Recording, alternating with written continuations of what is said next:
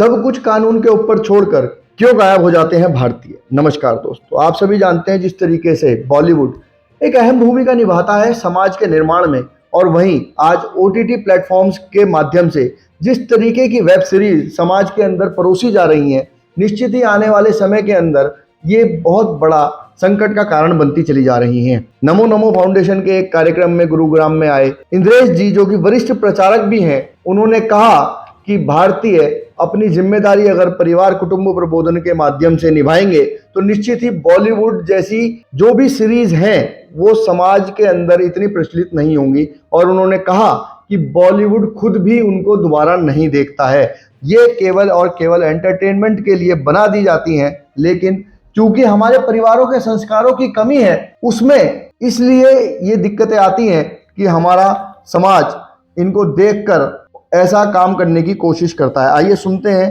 किस तरीके से उन्होंने क्या क्या कहा। आज आप गुरुग्राम में नमो नमो एक संस्था है जिसने कुटुंब प्रबोधन का जो कार्यक्रम किया, उसमें कुटुंब के लिए आपने बहुत सी बातें बताई, लेकिन आज के समय में जिस तरीके से बॉलीवुड भी ओटीटी प्लेटफॉर्म्स के जरिए भारत के परिवारों को तोड़ने का काम कर रहा है, इस पर आपका क्या विचार? ऐसा है, सनातन यह विश्व का प्राचीनतम सत्य है। जितने चाहे इस पर प्रहार हुए, प्रहार करने वालों की चोंच टूटती रही, दम उखड़ता रहा, और कभी सनातन को ख़त्म नहीं कर सकते। इसी प्रकार से कुटुंब यह बेसिक रीढ़ की हड्डी है समाज की और सृष्टि की। इसलिए कुटुंब व्यवस्था को दुनिया की कोई ताकत ख़त्म नहीं कर सकती। समय समय पर इस पर हमले होते रहे और होते रहेंगे, और वो हमले पराजित होते रहे और होते रहेंगे। कारण उसका ये है, कुटुंब आदमी की मूल विशेषता है। क्योंकि माता पिता से पैदा होगा तो कुटुंब बन जाएगा। इस सत्य को कैसे नष्ट कर सकता है? इसलिए बॉलीवुड जैसे 6 बॉलीवुड में हैं, कितने बॉलीवुड हैं, अगर उनमें कोई ऐसे हैं जो कुटुंब तोड़ना चाहते हैं, वो सफल नहीं होते। बॉलीवुड इटसेल्फ, उसका हर आदमी किसी न किसी कुटुंब का सदस्य है। हर बॉलीवुड का व्यक्ति कुटुंब में जीता है, तो जिसका वो सच है जन्म से और जिसमें वो जीता है, उसको कैसे नष्ट भ्रष्ट कर सकता है? इसलिए हो सकता है कुछ और अपने आज के फैशनेबल रूप में इस काम को करते हैं, परंतु ये ज़्यादा देर टिकेगा नहीं। आज तो ये भी एक फैशन हो गया है कि कहते हैं साबुत पैंट और बढ़िया पैंट खरीदो तो 500 रुपये की है, उसको काट पीट लो, थोड़ी घिसा दो, थोड़ी जला दो, थोड़ी पा दो, तो वो 4000 की हो जाती है। परंतु ये एक प्रकार मानव जीवन के अंदर ज़्यादा देर में चला है, न चलेगा। ये कुटुंब सृष्टि का एक सत्य है।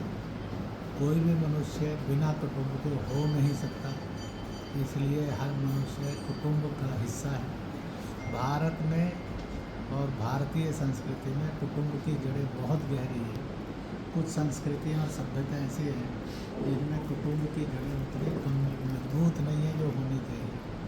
आज यूरोप पूरा, चीन, अरब, ये सब कुटुंब व्यवस्था के लिए तड़प रहे हैं कि कैसे एक पति पत्नी और सालों साल मृत्यु तक एक साथ रह सकते हैं। ये हैप्पीनेस और प्रॉस्पेरिटी ये उनके लिए बड़ी मुश्किल हो गई है। तो इसलिए हमें डरने की ज़रूरत नहीं है, उनको घूमकर इसी पर आना है। ये तो ठीक है, लेकिन जिस तरीके से बॉलीवुड आज अपने कुटुंब के अंदर, अभी अरमान मलिक का जो ओटीटी प्लेटफॉर्म बिग बॉस के अंदर देखा, अभी उसके ऊपर बहुत सी उनकी वीडियो वायरल हुई, उसके ऊपर भी भारत सरकार से कोई मांग होगी जो लोग इसको एंजॉय करते हैं, हंसते हैं, समझते हैं कि नादान है, एक चुटकुला मानते हैं। परंतु इस देश में और दुनिया में आप मुझे कहीं से भी 100 परिवार इकट्ठे लाकर दिखा दीजिए जो कहते हैं we are following that OTT, तो आनंद लेते हैं। चुटकुलों का भी आनंद लेते हैं, आदमी ड्रामों का भी आनंद लेते हैं।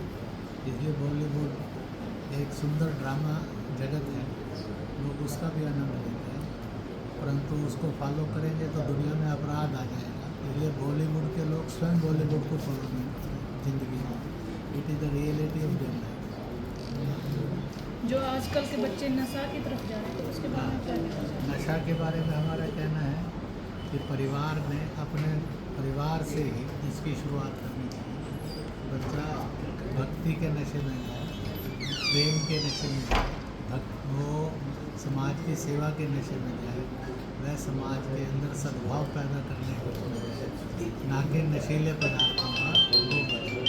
इसलिए from the childhood, from the family, अगर फैमिली सिस्टम जागृत है, संस्कारित है और संगठित है, तो ऐसी सारी चुनौतियों का मुँह तोड़ उत्तर देकर एक सभ्य समाज की और अच्छे समाज की रचना हो सकती है।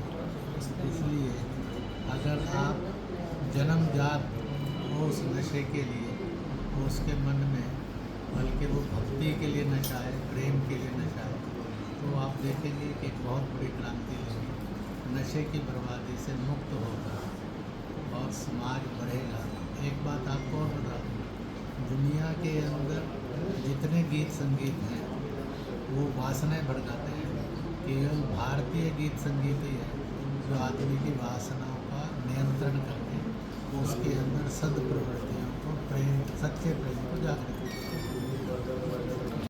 अगर आपको ये जानकारी अच्छी लगी हो तो हमारे चैनल को सब्सक्राइब करें, वीडियो को ज़्यादा से ज़्यादा शेयर करें और ऐसी खबरों के लिए हमारे साथ जुड़े रहें। धन्यवाद।